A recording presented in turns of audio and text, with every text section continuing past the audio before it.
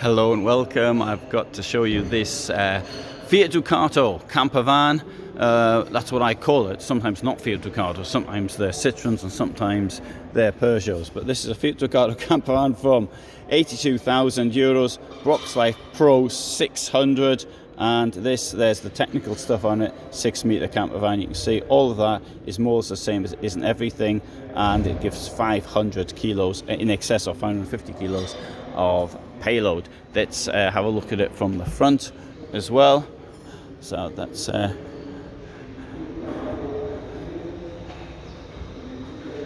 look around here, and now let's go inside. It says that this vehicle is now available. You can drive it out of here, and they'd be overjoyed for you to drive it out of here because there's stacks of unsold Knaus product lying around, which has led to the company having serious economic difficulties. Now, I don't think it'll go bankrupt, but there is that risk.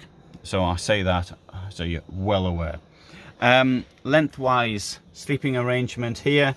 This, of course, as with all Fiat Ducatos, will actually come up like that. Gives you space below. Sorry, not all Fiat Ducato camper will come up like that. They might come up at the back or something like that. But it will. The beds will lift up. It should need to carry things like bikes or whatever inside. Deep drawers, lots of space in there. That for technical stuff behind it, but it's using space to the maximum. That thing at the back, matter of choice. I think it's daft. I'd rather have something I can close at the back. Down here we've got a tiny wardrobe. We've got a step up to the bed. In here we've got this washroom, and look at this sink. This is something new.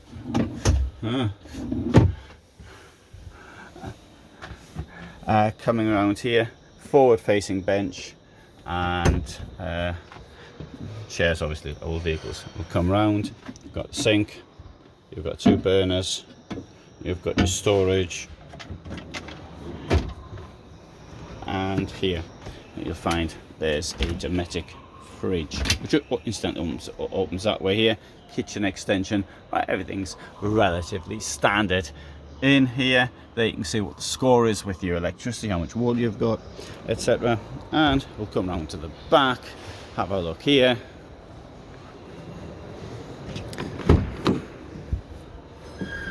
And so again, it's relatively standard, everything in here. The toilet cassette, however, is down there. That is not relatively standard. Wonder what the reason for that is. Well, it's because the toilet's there, isn't it? Oh, see.